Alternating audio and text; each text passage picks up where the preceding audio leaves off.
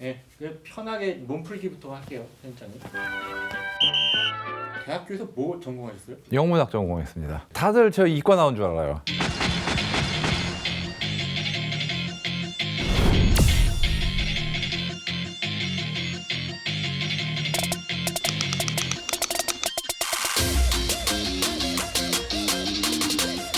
뭐 영문학 전공에서 유일하게 취미에 도움되는 거는 영어.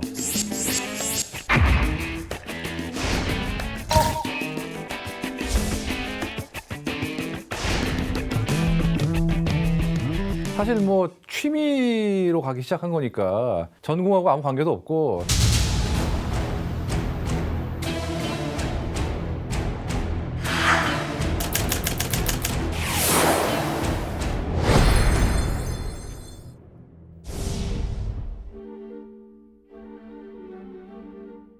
우주군 그러면 요즘 넷플릭스 드라마가 나와가지고 오히려 그거 때문에 우주군 이름을 많이 들어보신 분들이 많을 텐데, 어떻게 보면은 이게 아주 근거가 없는 건 아닙니다.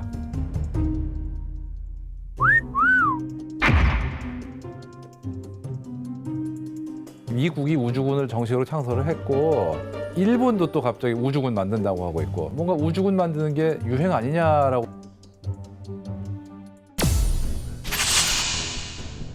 미국 같은 경우는 우주군은 생긴 지가 정말 얼마 안 되긴 했지만, 그래도 우주 전력에 대한 투자는 굉장히 오랫동안 굉장히 셌습니다. 이게 놀랍게도 인공위성이 개발되기 전부터 이 우주를 이 공군의 작전 지역의 하나로 포함하자는 논의는 40년대부터 있었어요. 실제로 인공위성을 처음 쏘아 올릴 때도 미 공군과 육군에서 굉장히 깊게 관여를 했고요. 미국에서 초기에 쏘아 올린 인공위성 중에 굉장히 숫자가 많은 게 정찰위성이에요, 실은. 정찰위성을 성공할 때까지 10개를 쐈나 해서 엄청나게 많이 쐈어요, 진짜.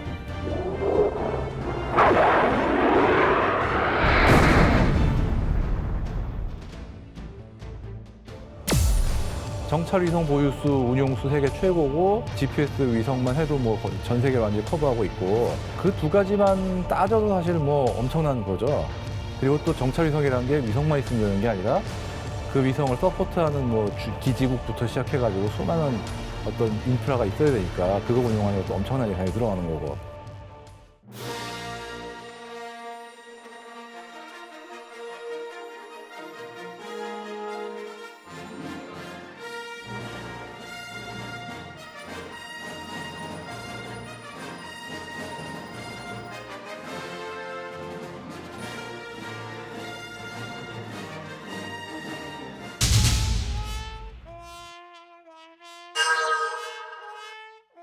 사실 목숨을 안 걸 수는 없는 게, 우주가 마지막 남은 뭐 프론티어다 이런 얘기도 있지만, 뭐 그런 상징적인 의미를 떠나서 실용적으로도 우주를 지배하는 자가 앞으로의 전장을 지배한다. 우주에 정찰위성을 충분히 띄워놓고 있어야지 어떤 정보나 이런 거에서 최고의 수를 둘 수 있거든요.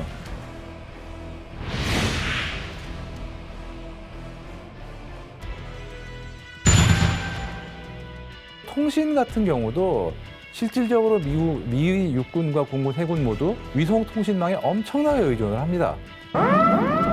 글로벌로 작전을 하기 때문에 위성이 있어야 된다는 것도 맞는 얘기지만, 설령 한 나라 안에서 작전을 한다고 해도 이제 군 작전 뛰어보신 분들 다 아실 거예요. 통신 더럽게 안 되는 경우가 많습니다. 그런 미군은 아무 문제도 없냐? 실은 그대로는 문제가 있어요. 왜냐하면 전파라는 거는 지형이라든가 기후, 기상의 영향을 안 받는 게 아니기 때문에 미군조차 뭐 아프가니스탄이나 이런 데서 통신에 애를 먹었습니다. 그럴 때마다 구원투수로 나온 게 위성통신이에요. 구체적으로 얘기하자면은 이리듐이라는 위성전화, 그걸 기반으로 비상 위성통신망을 미 국방부가 구축을 하고 있는데, 사실 이리듐은 망했어요. 원래는 상업적으로는 장사가 안 돼서.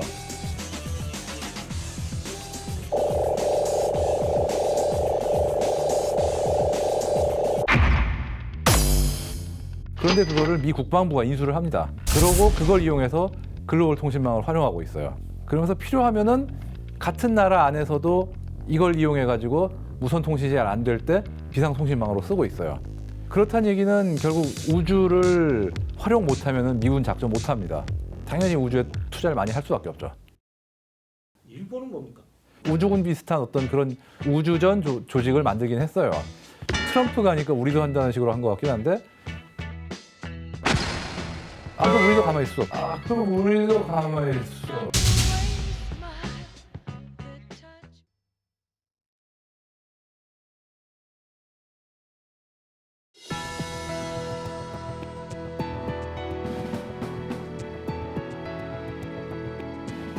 여러분 안녕하십니까?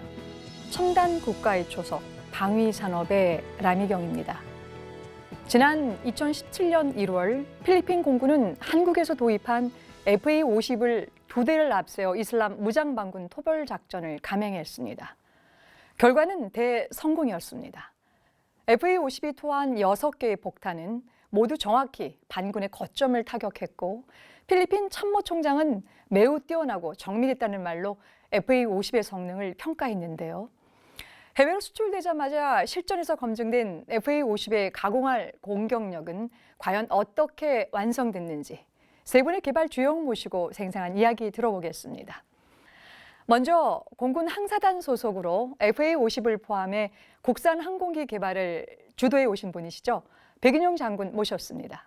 안녕하십니까, 백인영입니다. 항사단과 방사청에 근무하시며 국산 공군 항공기 개발에 참여해 오신 김성준 대령 자리하셨습니다. 안녕하십니까, 김성준 대령입니다. 오랫동안 한국항공에 근무하시며 국산 항공기 개발과 시험 평가를 이끌어 오신 분이시죠. 김찬조 팀장님 함께 하시겠습니다. 안녕하십니까, 김찬조입니다.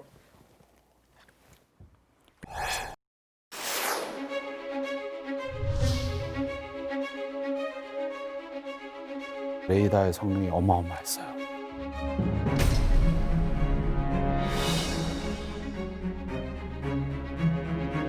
어떻게 보면 FA-50으로 하기에는 너무 쉬운 임무가 아니었나. 정말 딱 한 방으로 끝낼 수 있습니다.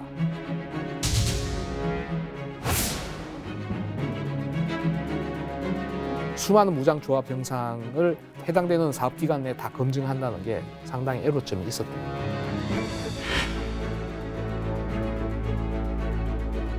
전투기를 독자 개발할 수 있는 첫 걸음을 내딛는 게 아닌가.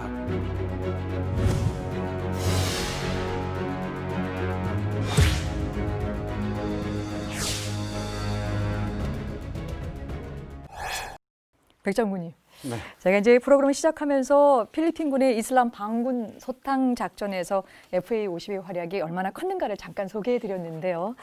사실 당시 상황은 저희가 T-50 계열 이제 수출을 다루는 프로에서 좀 자세하게 소개를 좀 해드렸습니다. 네.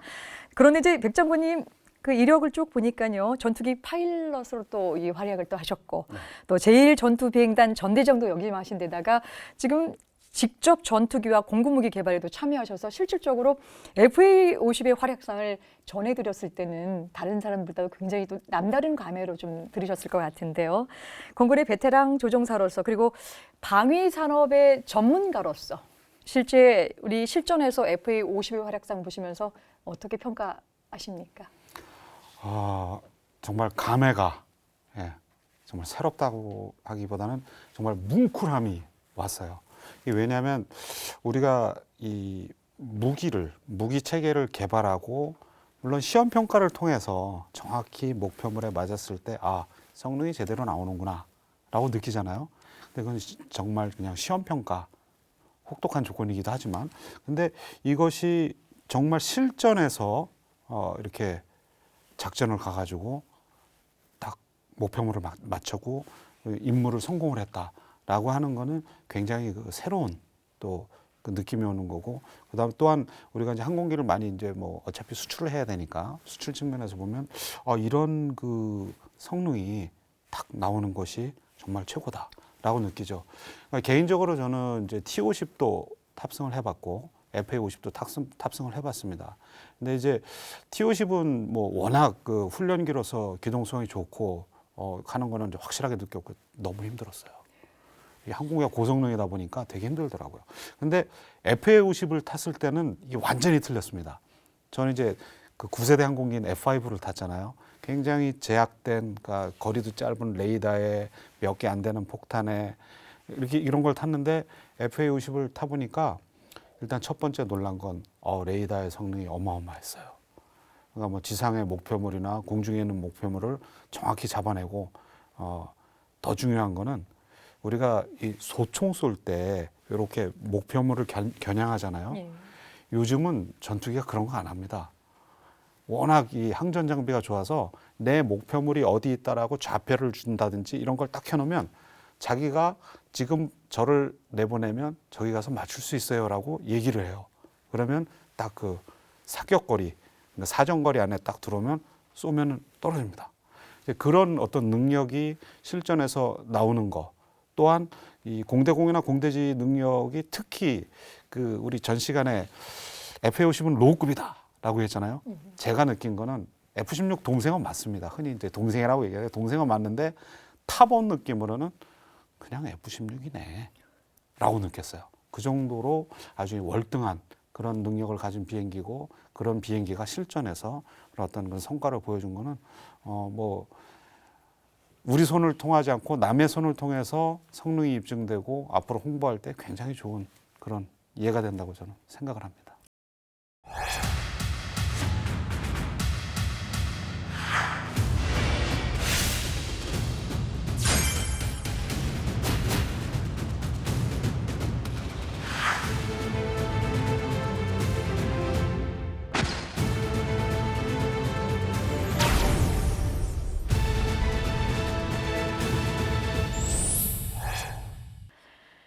첨단 국가의 초석, 방위산업. 오늘 주제는 FA50의 무장체계 개발 과정입니다. 밀리터리 매니아들이 자주 시청하는 유튜브 채널이나 이 블로그에서는요, 지금도 FA50의 공격력이 상당히 인기 있는 주제로 자주 등장을 하는데요. 이제 그때마다 뜨거운 토론이 진행되기도 하지만 그 토론에 참여하시는 분들이 가장 궁금해하면서도 정확한 팩트 체크가 어려운 문제 중에 하나가 바로 이 무장 체계의 시험 통과 과정일 것 같습니다. 사실 내막을 들여다보면 FA50의 현재 공격력을 갖추기까지 여러분이 생각하시는 것보다 훨씬 복잡하고 또 어려운 과정을 거쳐야 했는데요. 지금부터는 본격적으로 그와 관련해서 가장 생생하고 정확한 이야기를 좀 들어보겠습니다. 백윤영 장군님, 네. 이제 오늘 나올 이야기들 이해하기 위해서요, 기본적인 질문 먼저 하나 좀 드려볼 텐데요. 이제 지금과 같은 이제 초음속 제트기 시대의 이 경전투기가 실전에서 맡겨진 임무를 잘 수행하려면 기본적으로 어떤 이 조건을 갖춰야 됩니까? 여러 가지가 필요하겠죠. 근데 이제 가장 중요한 거는 흔히 이제 현대전을 정보전이라고 하잖아요.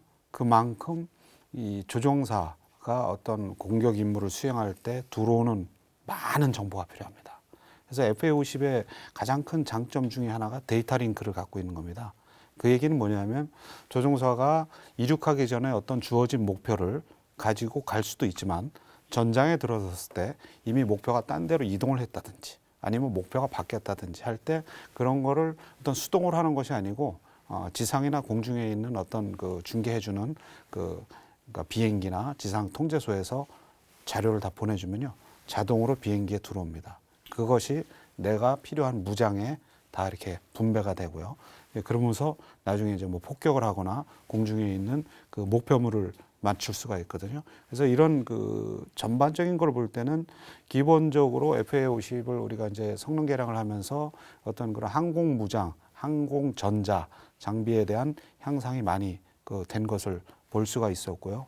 또 가장 중요한 데이터 링크가 되면서 그 굉장히 많은 그 능력을 가졌다고 보죠. 근데 이제 물론 뭐 가장 중요한 거는 역시 공격기나 전투기나 다양한 무장이라고 저는 봅니다. 그래서 뭐 그거에 대해서는 좀 더 이제 우리가 생각해 볼 필요가 있지만 그 무장 확장 지금은 개발하고 아주 많은 시간이 지나가지 않았기 때문에 아직도 개발이 끝났을 때의 그 무장을 그대로 갖고 있어요. 그렇다면 이제는 뭔가를 좀 더 추가하면서 좀 더 다양한 그런 그 장점을 갖출 수 있는 그런 시기가 되지 않았나, 또 그런 게 필요하지 않나 그렇게 생각을 합니다. 그렇군요. 여튼 그러니까 주어진 임무를 좀 잘 수행하기 위해서 좀 데이터 링크와 무장에 대한 확장이라는 부분 좀 말씀 좀 주셨는데요. 뭐 계속적인 업데이트가 또 필요하게 되는 네, 그런 그렇죠. 지점이라고 좀 네. 그 정리를 좀 해보겠습니다. 자, 팀장님, 그렇다고 한다면 이 대한민국의 FA-50, 이 지금 FA-50이 갖춘 무장 능력이 실질적으로 어느 정도의 공격력을 갖고 있는지 궁금한데 어떻습니까? FA-50의 공격기로서 그래요. 임무를 할 수 있는 부분이 공대지 임무와 공대공 임무를 크게 구분할 수 있겠고, 이를 위해서 그래요. 뭐 지금 현재 검증돼 가지고 운영할 수 있는 그런 무장 조합을 지금 말씀드리면은, 이 공대지는 가장 기본적인 그래요. 뭐 재래식 무장인 NK-82를 기본적으로 뭐 이게 4발단다든지 아니면은 필리핀에서 사용한 6발을 동시에 장착해서 그래요. 뭐 투하시킬 수 있는 그런 능력도 있고요. 원래 그 뭐 25파운드짜리 그 미사일을 그래 뭐 이게 라오3라는 그런 디스펜스에 18발씩 총 36발을 장착해서 그래 발사할 수 있는 그런 능력도 있습니다. 아울러 그래 뭐 이게 그 에짐 65까지 매브릭이라는 이놈도 그래 그 총 4발까지 장착 가능하고, 또 아울러 이게 740파운드 되는 그래 가장 최대 폭발력을 자랑하는 골프 타입, 매브릭 골프 타입도 그래 뭐 이게 그 운영 가능할 수 있어 가지고, 이는 그 함정을 그래 뭐 이게 격추하기 위한 그렇게 만들어진 그런 탄으로서 활용될 수도 있는 부분이 되겠습니다. 아울러 공대공 임무 관련해서는 그래 뭐 잘 아시는 사이드와인드라는 AIM-9 그리 종류별 타입별로 다 그래 검증을 했던 부분이 되겠고요. 또 가장 중요한 FA-50 개조 개발에서 했었던 그래 뭐 이게 정밀 유도 폭탄, 뭐 GPS 기반화하는 그 얘기 뭐 제담이라든지 바람 확산탄 관련된 SFW라든지 이 모든 부분이 그래 뭐 이게 FA-50에서 적용될 수 있는 무장으로서 그래 뭐 이게 제가 전체 TO에 들어가 있는 FA-50 TO에 들어가 있는 그 무장 조합 리스트 보면은 그래 뭐 F-16에 부응하는 그런 무장 능력이라고 볼 수 있을 것 같습니다. 그러십니다. FA-50이 F-16에 버금가는 무장을 그런 능력을 좀 갖추고 있다라고 하는 걸 좀 말씀을 좀 주셨는데요. 이제 방금 소개해 주신 무장 능력을 갖추기까지 또 개발 과정에서 어떤 노력을 했는지, 그러니까 이제 지난 시간에도 자세히 소개해 드렸는데요. 이제 그 노력이 과연 실전에서 통할 것인지를 지금 확인하는 이 바로 과정이 이 무장 시험입니다. 그런데 김성준 대령님, 이 T-50 체계 개발을 마무리할 즈음에요. FA-50의 무장 시험 문제가 또 중요한 이 어려운 난제로 좀 떠올랐다고 하는데 어떤 이야기입니까? 조금 거슬러 올라가게 되면 T-50 체계 개발 사업의 시험 평가를 좀 얘기를 드려야 되는데, 사실 TA-50 체계 개발 사업의 시험 평가 기본 계획서 템프는 뭐 여러 가지 시험 평가에 대한 기본적인 지침들이 나와 있지만, 그 TA-50 체계 개발에서 검증해야 되는 무장들이 쭉 이렇게 열거가 되어 있습니다. 근데 이제 실제로 체계 개발 기간이 항공기 체계에 대한 기본적인 건전성과 우리가 필요로 하는 뭐 조정성 뭐 이런 것들이 다 검증이 돼야 되다 보니까 사실 실질적인 무장 시험에 대한 부분들이 조금 밀렸습니다. 밀리다 보니까 그 시험 체계 개발 기간 내에 이제 우리가 검증해야 될 무장들을 일단 우선 순위별로 해서 가장 먼저 해야 될 것들 순서로 쭉 정하고, 나머지 남는 이 나머지 무장들에 대해서는 그 당시에 이제 초도 양산이라고 하는 거를 들어갈 때 요거는 초도 양산 사업에서 반영해서 하자라고 사실 처음에 결정을 했었습니다. 그런데 이제 그게 시간이 흘러서 제가 전 시간에 말씀드렸지만 무장의 조합들이 만들어지기 시작하면 거의 형상 자체가 기하급수적으로 늘어나거든요. 그러다 보니까 이제 실질적으로 이제 양산에 착수하게 된 03년 9월 정도에 이제 국방부에서 초도 양산 사업 자체를 승인할 때 그 남겨두었던 잔여 무장을 초도 양산이 아닌 후속 양산 사업에서 하자라고 다시 변경을 했었습니다. 그리고 나서 시간이 흘러서 06년 1월에 이제 방위사업청이 개청을 하고, 이제 06년 2월 시점에서 딱 보니까 굳이 후속 양산 사업에 반영을 해서 안 해도 요거 별도 사업화해서 해도 되겠다라고 판단이 섰던 것 같습니다.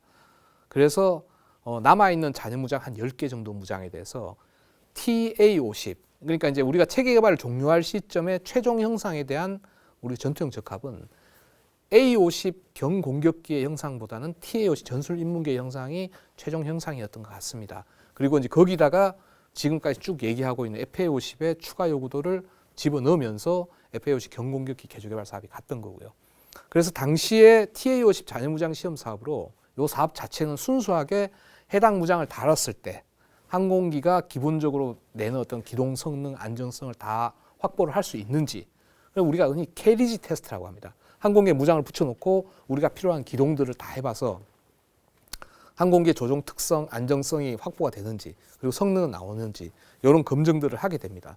그게 끝나고 나서 투하, 그리고 투하했을 때 생길 수 있는 여러 가지 필요로 하는 무장 투하 개수들을 구하고, 그것들이 끝나고 나면 그걸 항공전자 OF에 다 반영을 해서 실질적으로 타겟과 우리 항공기의 어떤 간격, 바람 이런 것들을 수정해서 우리가 필요한 타겟을 정확하게 그 타격을 할 수 있는지 없는지에는 그 무장 투하 정확도 시험까지 쭉 다 진행하는 형태로 해서 그 잔여무장 시험 사업이 한 3년에 걸쳐서 진행이 됐었고요.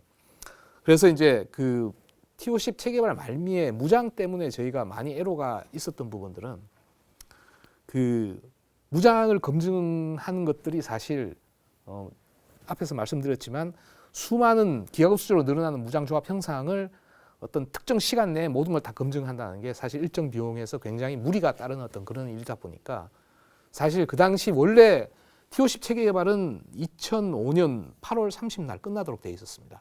그럼에도 불구하고 우리가 추가적인 무장에 대해서 검증이 다 덜 끝나서 이제 국방부가 계획 변경을 하면서 한국항공이 추가적인 비용 없이 그 추가 한 3개월의 기간 동안 그 무장 시험을 추가로 또 하는 걸로 그렇게 계획 변경을 했었고, 그러다 보니 이제 실질적으로 06년 1월 30날 이제 개청하자마자 바로 TO10 체계발 사업은 종결이 되는 거죠. 그래서 그때 무장의 어떤 애로점들은 결국은 수많은 무장 조합 형상을 우리가 해당되는 사업 기간 내에 다 검증한다는 게 상당히 애로점이 있었던 그런 것 같습니다. 그러시군요. 이게 이제 T50과 FA50의 기본적인 어떤 임무가 뭐 훈련기냐 아니면 이제 공격기냐라고 하는 그 차이 때문에 무장 문제를 계속해서 이제 어려움을 좀 이게 갖고 있었던 것 같은데요. 제가 이제 T50 계열의 개발 과정을 듣다 보면 몇 가지 반복되는 흐름이 있는데요. 매 과정마다 처음 각오했던 것보다는 훨씬 더 큰 어려움을 만나지만 더 놀라운 것은 그 결과 역시 늘 상상을 초월했다는 것입니다. 아마 어렵게 진행했던 FA50 무장시험 역시 그 결과는 이 자랑할 만한 이제 성과가 많았을 것 같은데요. 김성준 대령님, 네. 어떻습니까? 그 사실 우리가 무장을 이제 새로운 무장을 체계 통합한다는 거는 지금 이제 뭐 다들 이렇게 굉장히 우리가 많은 기술을 익혀서 우리 스스로가 다 했다라고 지금 생각들을 하고 계시지만 개인적으로 생각했을 때 사실 연습 문제를 하나 풀어본 그 정도라고 저는 느낍니다.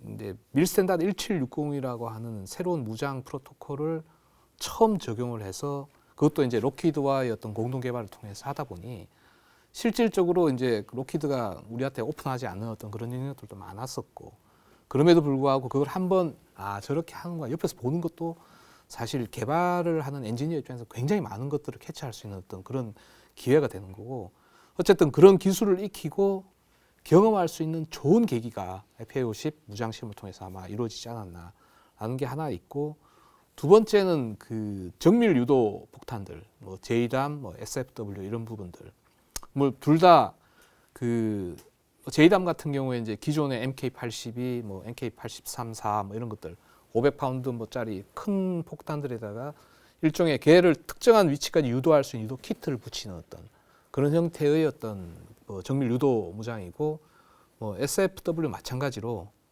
기존에 있던 그 클러스터 밤들, 이게 이제 확산탄에다가 역시 바람 수정 키트를 붙여서 우리가 원하는 위치까지 보내는 어떤 그런 정밀 유도 폭격 능력을 가진 무장들인데, 관련해서는 역시 록히드가 주관해서 이제 많이 그 체계 통합을 하다 보니 많은 부분들을 옆에서 이렇게 어깨너머로 배울 수 있는 기회도 되었지만, 사실 그것들을 실제 시험 평가하는 그 기술과 경험들은 사실은 시험 평가를 할 수 있어야지 해당되는 어떤 체계의 건전성과 유효성을 다 입증할 수 있는 부분이거든요.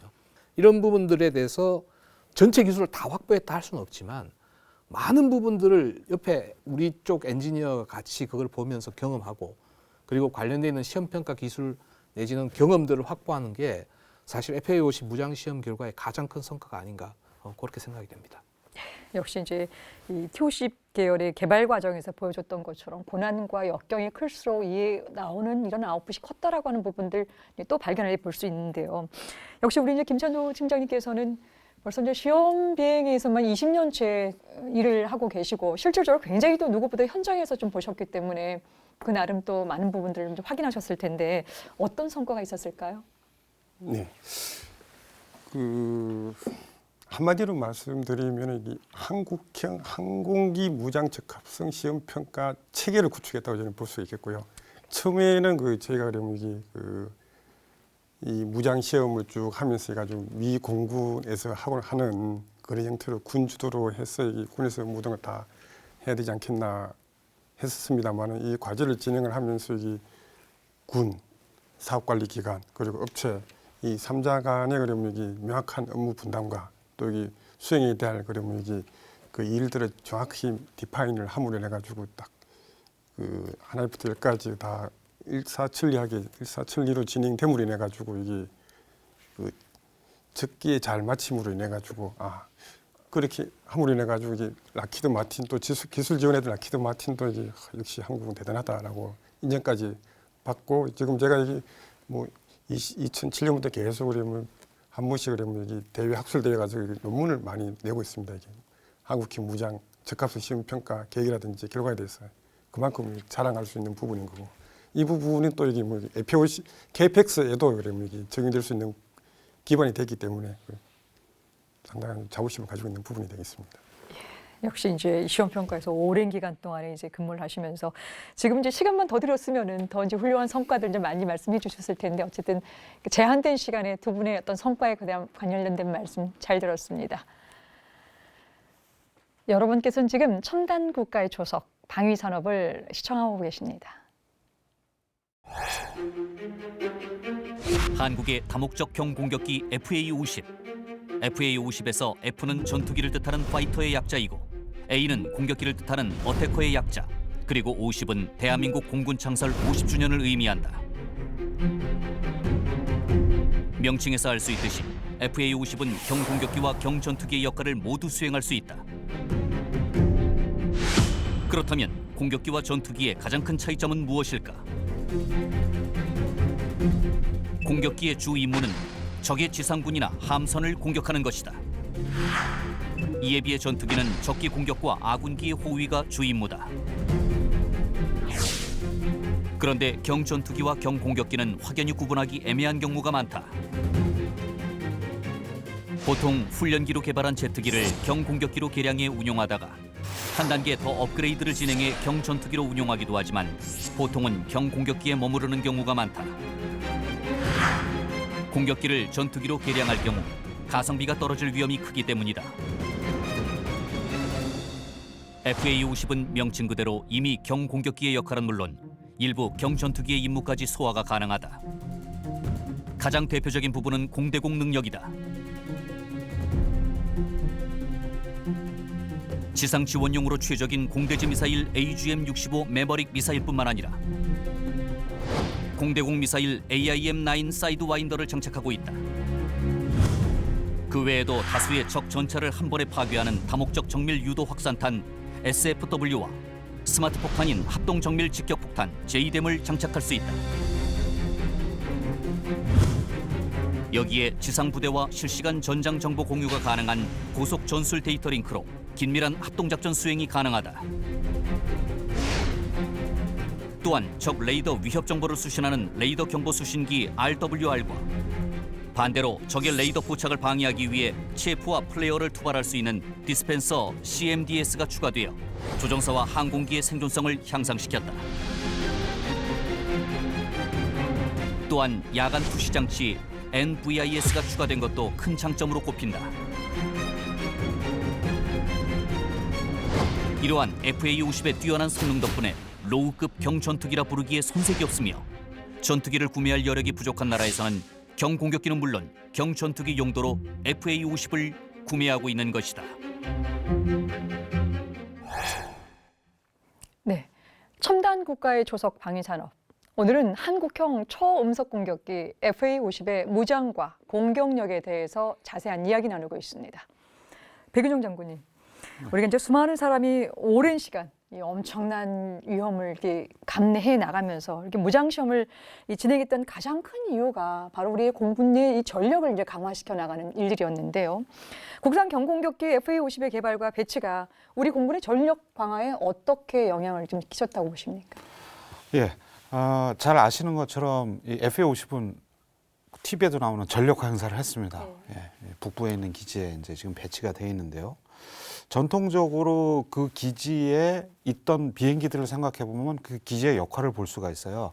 예, 거기에는 그 저속 통제기, 그러니까 전방에서 이제 육군이 어디를 공격해 주세요 하면 O2라는 이렇게 프로펠러가 2개 달린 비행기가 뽕 하고 들어가서 타겟을 확인하고 연락을 비행기에 해주면 조기를 공격하세요 하면 이제 하는 그런 O2가 있었고, 그다음에 그 블랙 이글스에 썼던 A-37 원래 공격기잖아요. 네. 그게 이제 조그만 그 드래곤 플라이, 꼭 잠자리처럼 생겨서 드래곤 플라이입니다 이름이. 걔가 이제 그 비행기가 거기에 이제 배치돼 있었고요.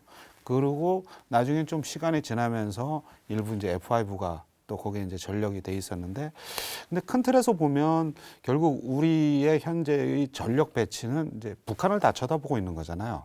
그러다 보니까 어떤 국지적인 뭐 도발 또는 어떤 국지적인 침투 같은 것이 일어났을 때 정확하게 빨리 거기를 가서 확인하고 전장 상황 확인 내지는 필요하면 내가 스스로 공격할 수 있는 어떤 그런 능력을 가져야 됩니다. 근데 이제 FA-50은 뭐 레이더부터 항전 장비 이런 게 이제 굉장히 업그레이드가 돼 있어서, 그다음에 제일 좋은 거 빨리 갑니다. 그래서 이제 저희가 이걸 만들 때 패스트 팩이라는 말을 썼어요. 그 패스트는 좀 빨리가 되는 거고, 팩은 뭐냐면 FAC, Forward Air Controller예요.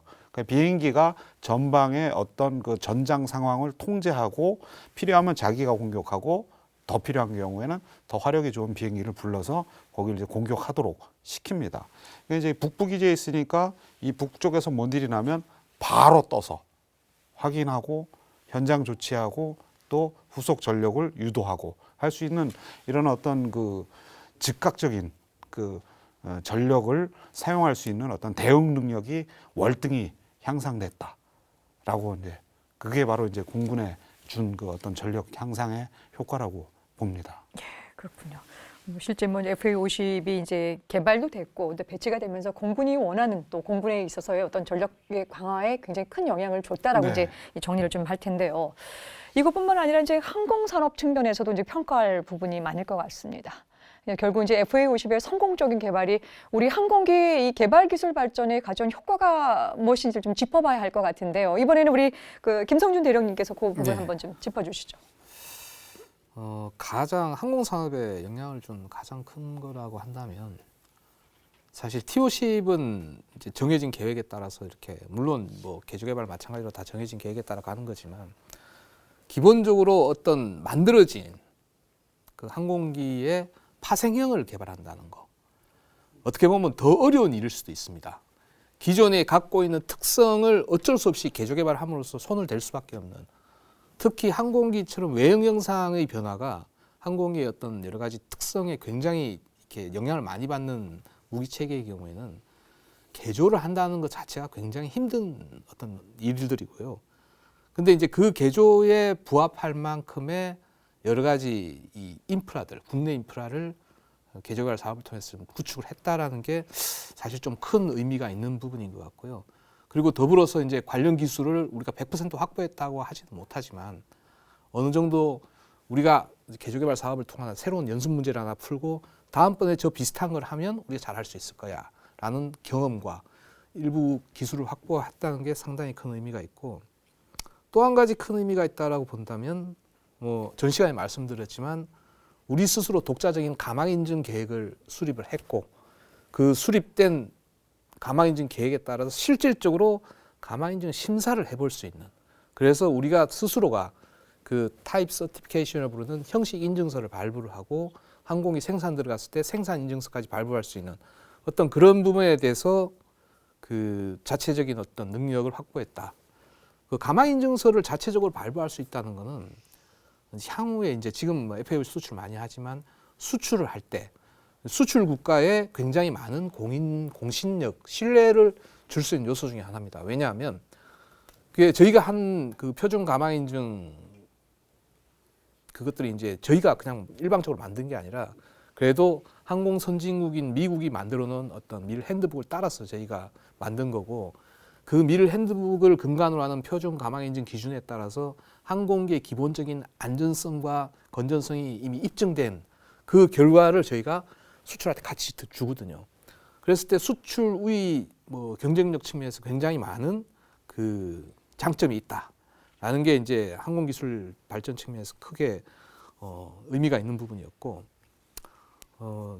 진짜 필요한 부분들이 이제 사실 무장 체계 통합에 관련된 기술인데 제 개인적으로 봤을 때는 새로운 무장을 이제 항공기에다 체계 통합한다는 게 완벽한 기술을 확보하지는 못했다고 저는 개인적으로 생각을 하고 초기에 이제 어느 정도 우리가 한번 해볼 만한 정도 수준의 기술 확보는 일부 되었고 진짜 중요한 시험 평가 경험들을 진짜 소중한 경험들을 확보를 할 수 있다는 거. 그리고 그 무장을 이제 장착을 한 이후에 그 무장을 운용하기 위해서 필요로 하는 항공기의 운용 영역을 좀 더 확장해 나가는 어떤 시험 평가는 그 기술을 저희가 더 확보를 한 것 같아요. 그리고 거기에 많은 경험 등을 통해서 향후에 그 유사한 어떤 시험 평가 사업이나 이런 것들이 있을 경우에 아마 자체적으로 잘 수행할 수 있지 않을까. 뭐 그런 부분들이 항공산업 전반 기술에 많은 영향을 준 것 같습니다. 이 항공산업 이 측면에 있어서도 FA50의 이런 그 기술 개발에 관련된 부분들이 상당히 지금 많은 부분들 말씀을 좀 주셨는데요. 팀장님 이것 말고 혹시 더 있을까요? 네, 저희가 그러면 지금 당면한 최대 과제가 그래 KPX를 그러면 적기에 그러면 시험 평가 마무리하는 부분이 제 가장 큰 숙제이고요. 이를 위해서 저희가 그러면 그 탐색 개발이라든지 지금 열심히 진행하고 있는 그런 체개발 단계에서도 FA50을 통해 가지고 확보돼 가지고 충분한 그런 컴퓨터에서 가지고 있는 부분이 지금 KPX 적용되는 그런 전자전 시스템이라든지 데이터 링크라든지 유도 폭탄 이런 부분들을 FA50을 통해 가지고 경험함으로 인해 가지고 좀 더 그러면 이렇게 하면 되겠다는 부분 있는 부분이고 단지 아직까지 경험하지 못하는 KPX만의 특화된 요구 사항인 엔진이 2개 장착되는 부분 그리고 공중 수유 능력 이 부분은 제가 계속 지속적으로 연구를 해서 이렇게 최적의 계획으로 그렇게 해야 되는 부분이 있습니다만은 대부분의 시험 평가 기술은 다 확보돼 가지고 이게 준비가 잘 되고 있는 부분이 FA50의 큰 성과이고 자랑할 만한 부분이고요. 아울러 이게 T50부터 FA50까지 함으로 인해 가지고 이제 우리가 비행 한 번을 함으로 인해 하면은 그 소요되는 비용이 어마어마합니다. 이게 한 수티 비용이 수천만이 됩니다. 이게 KPX는 더 많이 들겠죠. 이게. 그래서 이게 저희가 하는 가장 큰 부분이 이게 효율적으로 최적의 시험 평가 계획을 수립을 해서 그러면 최적의 비행을 할 수 있도록 하는 그런 계획이 필요한 부분인데 이 부분도 FA50 하면서 많이 그러면 습득된 부분이 있어가지고 KPX도 그러면 제한된 기간 내에 그러면 효율적으로 하기 위해서 할 수 있는 그런 기반이 됐다고 볼 수 있겠습니다. 네, 굉장히 또 중요한 말씀을 좀 주셨는데요. FA50으로 여기서 끝나는 것이 아니라 이제 앞으로 이제 KFX까지 영향을 또 미치는 것뿐만 아니라 저는 지금 이 팀장님 말씀 쭉 들으면서요. 실질적으로 항공산업이나 항공개발 과정에서 영향도 굉장히 크게 주지만 거기서 현장에서 20년 근무했었던 이 부분들을 꼼꼼하게 논문 작업을 하고 바깥으로 알고 하는 작업들 이런 것들이 또한 마찬가지로 더 풍성하게 우리가 인프라를 구축할 수 있는 또 근간을 또 심는 일이 아닌가 생각이 듭니다. 말씀 잘 들었습니다.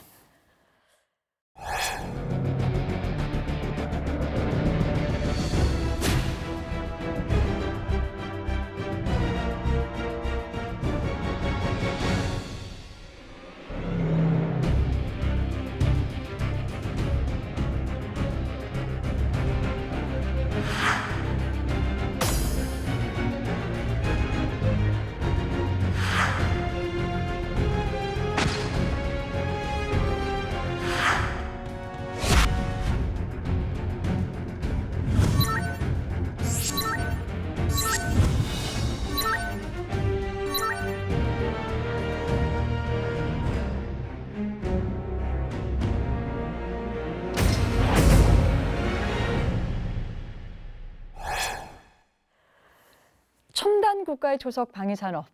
오늘은 FA50의 개발사를 다루고 있습니다. 이제 약속된 시간이 다 돼서 이야기를 좀 마무리할 것 같은데요. 늘 중요한 것은 앞으로 어떻게 할 것인가의 문제겠죠. FA50과 우리 공군 항공기 개발의 미래에 대해 제가 이제 질문을 조금 드릴 텐데요. 요즘 FA50에 대한 가장 큰 관심은 바로 이제 수출입니다.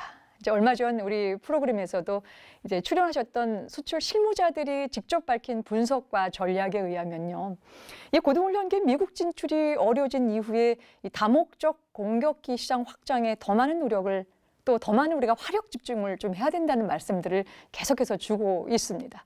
이제 그런 면에서 이제 지금도 선전은 하고 있지만 앞으로 FA50이 해외 시장에서 더 좋은 성과를 거두려면 과연 어떤 노력을 좀 해야 될지, 오늘 이제 굉장히 모시기 어려운 분들을 모셨기 때문에 우리 이제 그 백 장군님한테 이제 의견을 좀 듣고 싶은데요. 좀 지혜로운 날카로운 지적 부탁드리겠습니다. 예, T50, FA50 성능은 사실은 이미 다 입증이 됐어요. 그러면 흔히 얘기해서 금상첨화라 그러죠. 뭔가 여기다가 좀 이렇게 좀 더 좋은 이 데코레이션을 장식을 해주면서 능력을 좀 올려주면 마케팅에도 더 좋은 장점이 올 거라고 생각하는데요. 저는 한 세 가지 정도 측면에서 좀 생각을 해봐야 된다고 생각합니다. 예, 첫 번째는 분명히 공격기란 말이에요. 그러면 물론 지금 개발하면서도 굉장히 많은 무장들을 장착하고 그거에 대해서 대칭 비대칭 시험을 하느라 고생을 했는데, 그럼에도 불구하고 무장 능력은 아직 더 필요하다는 겁니다. 물론 현재 지상에서, 그러니까 공중에서 지상을 타격할 수 있는 제이담이나 이런 것도 있지만, 어떻게 보면 이제 우리 전장에서 생각하면 북한의 장사정포라든지 이런 그 숨어서 쏘는 무기들이 좀 있습니다. 산 뒤에 숨어 있는 이런 그 어떤 시스템을 잡으려면 그런 거를 칠 수 있는 정확한 무기들. 그러니까 뭐 이제 지금 유럽에는 소개가 돼 있어요. 아마 국내에서도 올 초에 제가 그 어떤 국방 그 매개체에서 발간된 걸 봤는데, 햄머라는 또 아주 새로운 그 무장이 있습니다. 이건 이제 제이담의 뒤에 추진체가 달려 있어서 거리도 좀 늘어나고, 똑같이 제이담 폭탄체는 똑같고요. 앞에 유도장치 달려 있고, 그다음에 장점은 이렇게 이제 뭐 유튜브 영상에 많이 나오는데, 나중에 한번 보시면 쭉 가서 수직으로 떨어지는, 그래서 이제 우리 흔히 벙커 버스터라 그러죠. 확 이렇게 뚫고 들어가는 이제 그런 능력도 있고, 또 저고도에서 가다가 쏘면 자체 추력을 가지고 위로 쫙 올라왔다가 또 날아가서 이렇게 공격하는, 그러니까 이제 항공기의 생존성을 살릴 수 있는 하여튼 뭐 그런 무장도 있고요. 그다음에 또 한 가지, 이건 TV에 굉장히 많이 나온 겁니다. 이렇게 보면 어딘가를 공격할 때 이렇게 십자가 이렇게 커서라 그러는데 줄무늬가 나오고 무장이 막 쫓아 들어가서 꽝 치잖아요. 그게 무슨 폭탄이냐면 레이저로 유도해 주는 폭탄이에요. 예, 보통 LGB, 레이저 가이디드 밤이라고 얘기하는데, 아마 카이에서도, 그러니까 한국항공에서도 그런 그 성능을 갖기 위해서 제가 알기로는 좀 고민을 많이 하고 노력을 하고 있는 걸로 알고 있는데, 그런 어떤 정밀, 정말 딱 한 방으로 끝낼 수 있습니다 라는 그런 폭탄을 다는, 그러니까 뭔가 좀 그 폭격의 능력과 이제 정확도를 높이는 것 플러스 정말 난제가 하나 있어요. 대부분의 무장이 미국에서 많이 사왔습니다. 수출 허가. 이게 아주 수출의 정말 난제 중에 하나입니다. 예를 들어서 뭐 중동 국가에 판다든지 아니면 뭐 남미 국가에 판다든지 할 때 어떤 그런 무장이나 이런 장비가 미국에서 수출 허가가 안 나면 판매가 안 돼요. 그랬을 때 그런 거를 좀 피할 수 있는, 그건 이제 여러 가지 노력이 필요합니다. 장비도 바꿔야 돼, 무장도 바꿔야 되지만 이제 그런 그게 그런 어떤 포트폴리오를 좀 갖춰놨을 때 정말 마케팅에 아주 좋은 그 효과가 나타날 수 있고요. 이제 세 번째, 우리가 그동안 이제 2회에 걸쳐서 굉장히 칭찬을 많이 했어요. 칭찬을 많이 했는데 이제 좀 아픈 그걸 한번 건드려야 돼요. 제일 중요한 거, 비용, 가격입니다. 잘 아시는 것처럼 우리의 획득 체계는 정부에서 개발비를 주죠. 그다음에 이 방산이라는 게 그 비용을 따지는 게요, 너무 복잡해요. 예, 저기 앞에 계신 김성준 대령님도 잘 알고, 저도 잘 알고, 김 팀장님도 잘 알고 계실 거예요. 비용이 어떻게 차곡차곡 올라가서 최종적으로 정부가 업체에게 줘야 되는지. 그렇다면 이 비행기가 제가 개발자고 해외에 팔기 위해서 팔았어요. 그러면 어떻게 하겠어요? 마진은 많이 남기고 비용은 최대로 줄여야 되죠. 그런데 태생적으로 비용을 갖고 있어요, 얘가. 그럼 이거를 얼마만큼 살을 빼야 되느냐가 마케팅의 관건입니다. 이게 되게 어려운 일이에요. 그러니까 우리가 그동안에 이제 뭐 고배를 마신 적도 있고 대부분은 많이 이겼어요. 근데 진 데도 있거든요. 마케팅 하다가. 근데 그 질 때의 원인을 파악해 보면 상당 부분이 비용에서 좀 불리함이 왔습니다. 좋은데 너무 비싸다. 그렇다면 뭐 힘들지만 어딘가 내 살을 좀 깎아야겠죠. 그런 그러니까 비용을 좀 낮추면, 자, 수출할 때 허가 크게 필요 없어요. 그 다음에 추가적인 훈련 기능도 있어요. 그런데 싸요. 그럼 뭐 무조건 팔리겠죠. 예. 이런 게 좀 마케팅할 때 필요한 측면이라고 봅니다. 그리고 지금 백 장군께서 이제 말씀하셨던 이제 앞에 두 가지 부분들이 단지 얘기하는 부분들. 세 번째 이제 비용 문제라고 하는 것들이 굉장히 이제 민감한 사안으로 이제 나오긴 했었긴 했지만 어쨌든 경쟁력을 우리가 제고시키기 위해서는 반드시 그 부분들도 좀 정리를 좀 해야 되겠다는 걸로 좀 정리를 하겠습니다. 자, 이번에 이제 FA50의 경쟁력 강화를 위해서 이제 반드시 필요한 것이 이제 성능 개량인데요. 사실 FA50의 성능 개량, 이 문제는 SNS에 등장하는 이 군사 분야 주제 중에서 가장 많은 예측과 토론이 진행되는 핫 이슈이기도 합니다. 근데 이제 현재 진행 중이거나 이제 앞으로 계획 중인 성능 개량 사업에 대해서는 우리 이제 나와주신 김찬조 팀장님께 한번 이제 여쭤보겠는데요. 어떻게 지금 돼가고 있습니까? 우선 그 백장님께서 말씀하신 그 수출을 위한 비용 줄이는 부분 지속적으로 계속 하고 있습니다. 아울러 이 국산화도 우리 계속 추진을 하고 있는 부분이고요. 또 서두에 또 말씀해 주신 이 성능 개량 관련해 가지고 올 초부터 이게 유도 무장, 레이저 유도 무장 LGB를 장착하고 우리 한국항공 자체적으로 우리 이게 시험 평가를 하고 있는 부분인 거고요. 또 아울러 그 중거리 미사일도 같이 또 하려고 지금 노력하고 있습니다. 또 이 가장 큰 부분이 F50의 그러면 약점 중 약점이라고 할 수 있는 부분이 전투 행동 반경이 좁다는 부분. 임무 채공 시간 늘리기 위해 가지고 여기 기존에 그러면 여기 장착되는 외블리 탱커가 150갤론밖에 안 되는 150갤론 탱크를 지금 300갤론 탱크로 늘리는 부분도 우리 성능 개량을 할 계획으로 있고요. 아울러 그 공중수유, KPEC에 적용되는 공중수유 능력도 그러면 F50에 적용하려고 그렇게 하고 있는 부분입니다. 아울러 이게 기존에 검증되어 있는 무장에 대해서 좀 더 무장 영역을 또 확장시키고 또 기존에 동일 무장을 장착하는 부분에 여러 복합 무장을 통해 가지고 이렇게 임무 효율을 높이기 위한 무장 조합도 이렇게 하는 그런 부분도 이렇게 계획하고 있는 부분이고요. 이 부분 한국 자체적으로 하는 부분도 있고 아울러 정부의 지원 받아서 해야 되는 부분도 있고 해서 지속적으로 성능 개량 추진 중에 있는 부분이 되겠습니다. 오늘 이제 세 분들의 이제 FA50 개발하는 과정에 있어서 매일 새롭게 진화한다라는 생각을 좀 갖게 되는데요. 어쨌든 그 해외 시장 경쟁에서 어떤 수출의 경쟁력을 제고시키기 위해서 아주 쓰디쓴 말씀도 또 주셨고 또 성능 개량을 하기 위해서 다양한 세부적인 부분들을 또 업체에서 말씀을 좀 주셨고 마침에 이제 마지막으로 우리가 그걸 개발하는 과정에 있어서의 어떤 경험치나 이런 기본적인 여러 가지 과정적인 부분들이 비단 헛되지 않고 우리는 다음에 KF-X로 연결시켜 나가는 과정에 있어서의 새롭게 출발할 수 있는 기술적 종속으로부터 탈피하는 첫 번째 길이 될 수 있을 것이다라고 하는 거에 대한 큰 의무를 정리하고 오늘 마무리하겠습니다. 고맙습니다. 첨단 국가의 초석 방위산업, 오늘 준비한 내용은 여기까지입니다. 저는 다음 시간에 대한민국 공군이 자랑하는 슈퍼스타 항공기와 함께 다시 찾아뵙겠습니다. 끝까지 함께해 주신 여러분 고맙습니다.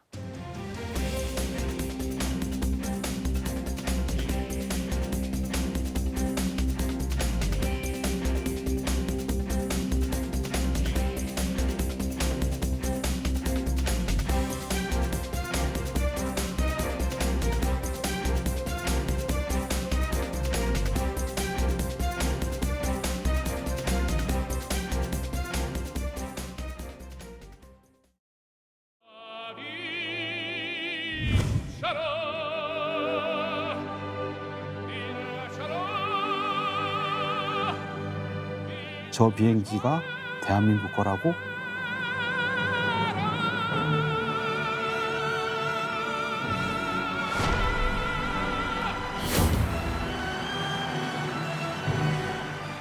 코끝이 찡해지고요. 볼 적마다 자동 반응이 일어나더라고요. 그의 대상과 인기상을